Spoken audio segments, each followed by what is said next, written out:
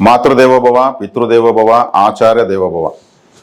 తంత్రజ్యోతిష్యం అనేటువంటి ఈ వీడియోలో భాగంగా మనము ఇంతకుముందు ఇంటిలోను ఏ మూల ఏ గది ఉండాలి, అవి ఎలా ఉండాలి, అక్కడ ఎటువంటి రంగులు కొట్టుకోవాలి, మరి వాటిని ఎలా శుభ్రంగా ఉంచుకోవాలనేటువంటి విషయాలపైన చాలా చక్కగా మాట్లాడుకున్నాము. ఇప్పుడు ఈ వీడియోలో ఓవరాల్గా మన ఇంట్లో పూర్తిగా ఏ వస్తువులు ఎక్కడ ఉండాలి, ఏ వస్తువులు ఉండకూడదు, ఏ వస్తువులు ఎలా పెట్టుకోవాలి, ఏ రంగులు మొత్తం ఎలా కొట్టుకోవాలి అనేది మనం మాట్లాడుకుందాం. మనం ఇప్పుడు ఈశాన్యంగా జలస్థానం అనున్నాం, జలం అటువైపు వెళ్ళాలన్నాం, జలస్థానం. ఆగ్నేయంగా అగ్నిస్థానం, నైరుతిగా భూస్థానం, వాయువ్యంగా గాలి అంటే వాయుస్థానం. పంచభూతాల్లో 4 భూతాలను మనం యాక్టివేట్ చేసుకున్నాం, దాని ప్రకారం కట్టుకుంటున్నాం. వాటిలో పొరపాట్లు చేస్తే వాటికి సంబంధించిన పరిస్థితులు ఇబ్బందులు ఎదుర్కొంటున్నాం. వాటిని సవరించుకుంటే మనం చక్కగా ఆ ఫలితాలు పొందుతున్నాం. కానీ ఇప్పుడు ఆకాశ స్థానం ఎక్కడ? పంచభూతాలు ఎక్కడుంటే అక్కడ అన్నీ బాగుంటాయి. మరి ఆకాశం ఎక్కడుంది? ఆకాశ స్థానము మనం ఎక్కడ చూడాలి? మన ఆకాశం మన పైన కదా ఉంటుంది. అంటే మన ఇంటికి మన పైభాగము ఏదైతే మన మోల్డింగ్ మన పైకప్పు ఉంటుందో అక్కడ మన ఈ మూలకు ఒక మార్కింగ్ వేసే 2 దారాలు కడితే 2 దారాలు కలిసే మిడిల్ పాయింటే ఆకాశ స్థానము. ఆ పాయింట్లో ఒక 1/1 కానీ 1.5/1.5 కానీ 2/2 కానీ ఒక హోల్ పెట్టి ఒక అద్దం పెడతారు. పాతకాలంలో దాన్ని గవాక్ష అనేవాళ్ళు. అది పెట్టడం వల్ల ఆకాశం నుంచి కాంతి నడి ఇంట్లో పడేది. మనకు పాతకాలం సినిమాలో చూస్తే సినిమాలో హీరో కుటుంబం, హీరో వాళ్ళ నాన్న ఆ కాంతి కిందనే ఒక రివాల్వింగ్ చాలా కూర్చొని ఊగుతూ అన్ని ఆలోచించి నిర్ణయాలు తీసుకునేవాళ్ళు. పాతకాలం మండువ ఇండ్లన్నీ కూడా అలాగే కట్టేవాళ్ళు. ఆకాశ స్థానానికి ప్రాధాన్యత ఇచ్చేవాళ్ళు.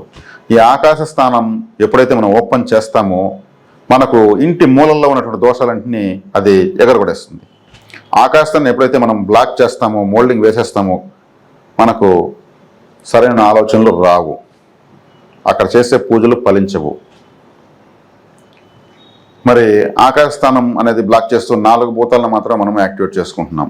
మరి ఇప్పుడు ఎలా అంటే మరి దానికి నేను చేసేది కూడా ఏం లేదు, మీకు తెలియజేసేది మాత్రం నేను చేయగలను. ఇప్పుడు కూడా మీరు కట్ చేసి ఒక మిర్రర్, ఒక 12 mm గ్లాస్, మీరు మంచి క్వాలిటీ నాణ్యత కలిగిన అద్దాన్ని కూడా మీరు సెట్ చేసుకోవచ్చు. అక్కడి నుంచి కాంతి మీ ఇంట్లో పడేట్ చేసుకోవచ్చు. మరి అపార్ట్మెంట్స్ ఉన్నాయంటే ప్రతి అపార్ట్మెంట్కి మార్కింగ్ వేసుకుంటూ అన్నిటికీ అద్దాలు పెట్టచ్చు. ఎటువంటి తప్పు లేదు. ఆ అపార్ట్మెంట్లో ఉన్న వాళ్ళందరూ బాగుంటారు. అందరికీ కూడా మనకు సహస్రారము అంటారు ఆకాశ ఇక్కడ అంటే ఇది కూడా యాక్టివేట్ అవుతుంది. ఇది తర్వాత ఇంట్లో మనకి ఇప్పుడు ఎక్కువగా ఎలక్ట్రానిక్ వస్తువులు ఎక్కువైపోతున్నాయి. ఫోన్లు, మరి ల్యాప్టాప్స్, మరి పవర్ బ్యాంక్స్, ఇంకా digital watches, wall clocks, chargers, మరి పెన్ డ్రైవ్స్, డెస్క్టాప్లు, ఎన్నో ఎలక్ట్రానిక్స్ ఐటమ్స్ ఎక్కువైపోతున్నాయి. వాటిల్లో మనకు పని చేయనటువంటివి చార్జర్సు ఇట్లాంటివన్నీ మనం ఎత్తి బయట పారేయాలి. అయిపోయిన సెల్స్ పారేయాలి. రిపేర్ అయిపోయిన గోడ గడియారము ఇంట్లో ఉండకూడదు. వాల్ క్లాక్ మన సమయాన్ని సూచించేటువంటిది మాటమాటికి రిపేర్ అవుతుంటే మన టైం బాగలేదని ఆ వస్తువు ద్వారా తెలుసుకుంటాము. ఇవన్నీ ఎత్తి బయట చాలా వేగంగా అవి నెగటివ్ ఎనర్జీని క్రియేట్ చేస్తాయి. మరి పాతకాలంలో రేడియోలు ఎక్కువ రిపేర్లు అయ్యేవి. ఇప్పుడు అలా కాదు, ఇవన్నీ రిపేర్ అవుతున్నాయి. వీటిల్లో నుంచి చాలా నెగటివ్ శక్తి బయటకు రిలీజ్ అవుతుంటుంది.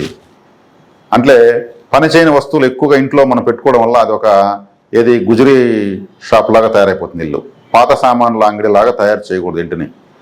ఇవి ఎలక్ట్రానిక్ ఐటమ్స్, అవి పని చేయకన్నప్పుడే వ్యతిరేక శక్తిని అందులో ఉన్నటువంటి చిప్స్ ఎన్నో ఉంటాయి లోపల స్పేర్ పార్ట్స్, వాటి నుంచి వ్యతిరేక శక్తి బయటకు రిలీజ్ అవుతూ ఉంటుంది.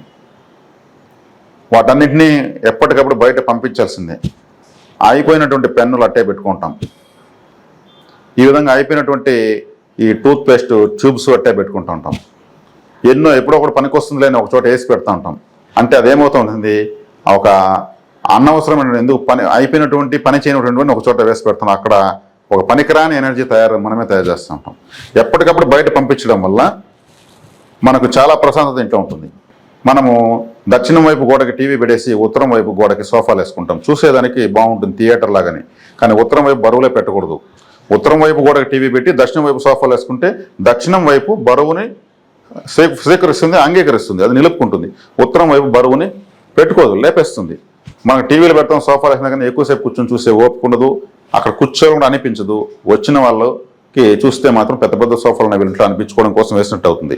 కాబట్టి ఏ దిశ బరువును స్వీకరిస్తుందో, బరువు కోసమే ఉందో ఆ దిశ వైపు బరువైన వస్తువులు కానీ ఈ ఫర్నిచర్ కానీ వేసుకోవాలి. తేలికైనటువంటి దిశలు ఉత్తరము, వాయువ్యము, తూర్పు మధ్య భాగం వరకు ఎటువంటి బరువులు పెట్టకూడదు. అక్కడ ఎంత తేలిగ్గా, ఎంత కాంతిగా, ఎంత శుభ్రంగా ఉంటే అంత ఆర్థికంగా బాగుంటుంది. కాబట్టి ఈ ఫర్నిచర్ అనేది కూడా సున్నితమైన ప్రాంతాల్లో పెట్టకూడదు. అదేవిధంగా ఫ్రిడ్జ్ మీరు ఇంటి మధ్య భాగానికి, ఇంట్లో వచ్చిన ప్రతి ఒక్కరికి మా ఇంట్లో పెద్ద ఫ్రిడ్జ్ ఉంది కనిపించాలని పెట్టారంటే అది మీకు డబ్బులను ఎంత తినేస్తుందంటే ఇంకా మీకు గోవింద అప్పులే తీసేస్తుంది, విపరీతంగా అప్పులు తీసేస్తుంది. అదే దాంట్లో మోటార్ ఉంటుంది, అది అగ్ని. అది దాన్ని కుబేర స్థానం అంటే ఏంటి, మిడిల్ భాగంలో మనకు తూర్పు గోడకు కానీ పెట్టేసి వచ్చిన వాళ్ళకి వాళ్ళ ముందర ఓపెన్ చేస్తూ జ్యూసులు ఇస్తూ ఉంటారు, కొంచెం స్టైల్గా ఉంటారు. అది చాలా చాలా చాలా వ్యతిరేకమైనది. దాన్ని ఆగ్నేయం వైపుకే జరిపేయాలి. వాషింగ్ మిషన్ కూడా మీరు ఆగ్నేయం వైపు పెట్టుకోవచ్చు, ఎందుకంటే అది ఆగ్నేయం ఉంటుంది. ఆగ్నేయం వైపు మీరు మామూలుగా బట్టలు ఉతకడం కన్నా వాషింగ్ మిషన్తో అయితే ఉతుక్కోవచ్చు. ఈ ఫ్రిడ్జ్ని కూడా మీరు దక్షిణంగా ఆగ్నేయంగా తరలించడం బెటరు. ఇంట్లో ఫ్రిడ్జ్ వేరే వాళ్ళు చూపించుకోవడం కోసం కాదు కదా. కాబట్టి ఆ ఫ్రిడ్జ్లో కూడా ఎక్కువ రోజులు పెట్టి తినకూడదు. అది జీవశక్తిని చంపేస్తుంది. మన ఆహార పదార్థాలను శక్తిని హరించి చంపేసి మనకు ఇస్తుంది. అంటే అది ఒక విధంగా మన ఆహార పదార్థాలకు మార్చరు లాంటిది. చికెను, మటను, ఫిష్, ఎగ్స్, పాలు, కూరగాయలు ఇన్ని ఫ్రిడ్జ్లోకి పంపించేస్తారు. రాగానే అన్ని దాంట్లోకి వెళ్ళిపోతాయి. ఇంకా మాకు వారం 15 రోజులైనా కానీ అవేం చెడిపోవు అనేటువంటి భ్రమలో ఉంటారు. కానీ దాంట్లో జీవశక్తి ఉండదు. మనకు శరీరం పెడుతుంది, శక్తి పెడదు ఆ ఫ్రిడ్జ్లో ఉండేటువంటి పదార్థాలు తినడం వల్ల. అందుకే చాలామంది లావుకుంటారు కానీ శక్తిహీనులుగా ఉంటారు. మనకు శక్తి పెట్టి శరీరం పెట్టకపోయినా పర్వాలేదు. కాబట్టి ఫ్రిడ్జ్ అనేది మనకు ఆరోగ్యానికి శత్రువు. దాన్ని ఎంతవరకు వాడుకోవాలి అంతవరకు వాడకుండా దాన్ని పెట్టుకోకుండా తప్పనిసరి అయిపోయింది ఫ్రిడ్జ్. కానీ దాని నిర్దిష్టమైన పద్ధతుల్లోనే వాడుకోవాలి తప్పితే పూర్తిగా దానిలో అన్నీ పెట్టేసి అవి ఒక విధంగా మనకు ధర్మకోలని శరీరం తయారవుతుంది కానీ ధర్మమైనటువంటి శరీరం మాత్రం తయారు కాదు. మీకే అర్థమవుతూ ఉంటుంది. ఇక్కడ ఫ్రిడ్జ్ని విమర్శించడం నా ఉద్దేశం కాదు. కానీ అది మనకు అవసరమైనంత వరకు దాన్ని వాడుకోవాలి.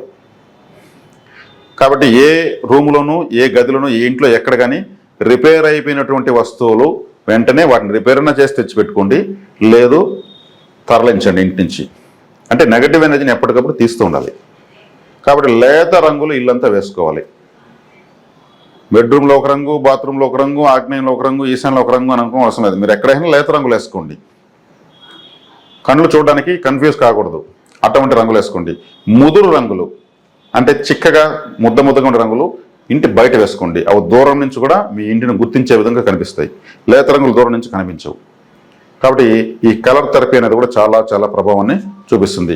కర్టన్లు నేను కొన్ని ఇండ్లు చూస్తుంటాను, రెడ్ కలరు డోర్ కర్టన్లు, కిటికీలకు సోఫా కవర్లు, తర్వాత ఫ్లవర్ వాజులు, A to Z మొత్తం రెడ్ ఉంటుంది.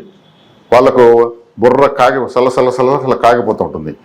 మన విప్లవ కార్లంతా ఉపయోగించే జెండా ఎరుపు జెండానే.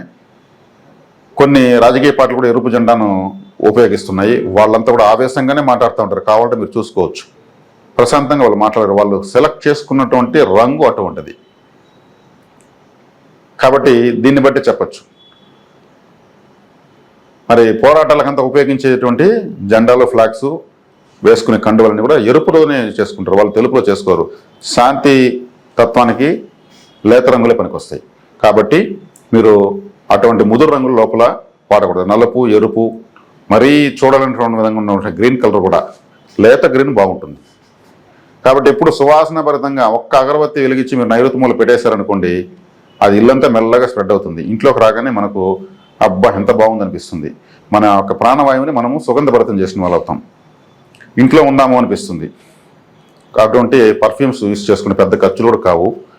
కాబట్టి ఇప్పుడు ఇంతకుముందే వీడియోలో నేను ఏ మూల ఏది ఉండాలి, ఎలా ఉండాలని చెప్పాను, ఎటువంటి రంగులు కొట్టుకోవాలో చెప్పాను, మన బరువులు ఏ విధంగా ఎక్కడ పెట్టుకోవాలో చెప్పాను. అనవసర వస్తువులు ఏవేవో గుర్తించి వాటిని ఎత్తి మరి రాసుకుని మరి బయటపడేయాలి. అవి పెట్టుకోవడం వల్ల, వాటికి కాపలా కాయడం వల్ల మీకు వచ్చినటువంటి ఆదాయం ఏమీ లేదు. ఇంకెవరైనా రిపేర్ చేసుకుంటాం మేము ఉపయోగించుకుంటాం కూడా ఇచ్చేయండి, ఏం పర్వాలేదు. వాళ్ళు ఒకళ్ళు చేసుకోకపోయినా అది మీకు సంబంధం లేదు, మీ చెయ్యి దాటిపోయింది, వదిలేండి. మీరు ఎవరికో గుజరీ వారికి ఇస్తే కూడా 5దో 10దో ఇస్తాడు, లేదంటే ఏదో 100 రూపాయలు ఇస్తాడు. తర్వాత ఈ న్యూస్ పేపర్లు కూడా ఎక్కువగా కట్టలు పెట్టుంటారు. న్యూస్ పేపర్ అనేది తెల్లవారితో 10-11 గంటలకంతా అది ఎక్స్పైర్ అయిపోతుంది. తర్వాత బోండాలు కడతారు దాన్ని. వాటిని కూడా మళ్ళీ ఎత్తిపెట్టుకుని పేజీలకు గుర్తుపెట్టుకుని చదివేది ఏమి ఉండదు. దానికి కొన్ని గంటలు మాత్రమే ప్రాణం ఉంటుంది. ఇప్పుడు మరి ఎక్కువగా ఆన్లైన్ ఛానల్స్ కూడా ఎక్కువైపోయినాయి. కాబట్టి న్యూస్ పేపర్లు కూడా, పాత న్యూస్ పేపర్ కూడా ఒక విధంగా నెగిటివ్నే, అది కూడా గుజరీకి మీరు వేసేయచ్చు. అంటే మనకు అనవసరమైన వాటిని గుర్తించుకుని ఎప్పటికప్పుడు తరలిస్తూ ఉంటేనే ఎంతో బయటపోతూ ఉంటుంది. అది తరలించే పని పెట్టుకోకపోతే దాన్ని ఒకరోజు మీరు కానీ ఆ పని పెట్టుకుంటే మీ ఆవజీవాలు కుంగిపోతాయి. అంత పెద్ద పని ఆ వస్తువులు పెడతాయి. ఇంట్లోనే ఇంత శ్రమ మీరు పెట్టుకోవాల్సిన అవసరం ఎప్పుడు పెట్టుకోవద్దండి. కాబట్టి ఇంటిని శుభ్రంగా పెట్టుకోండి, మీ జీవితాలు శుభ్రంగా ఉంటాయి. ఇంటిని శుభ్రంగా పెట్టుకోండి, మీకు సుఖశాంతులు ఉంటాయి. స్వస్తి.